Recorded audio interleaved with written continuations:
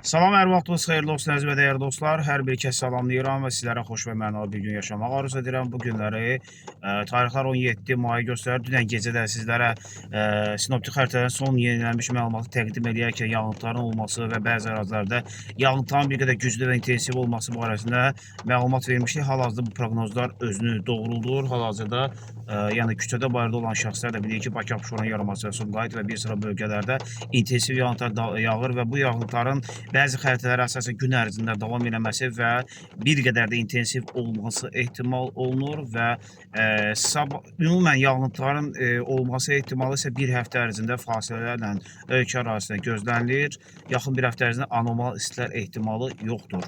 Biz izləmədə qalan dostlar bütün sosial şəbəkələrdə şükürlər olsun Allaha verdiyimiz proqnoz bir daha öz təsdiqini tapdı.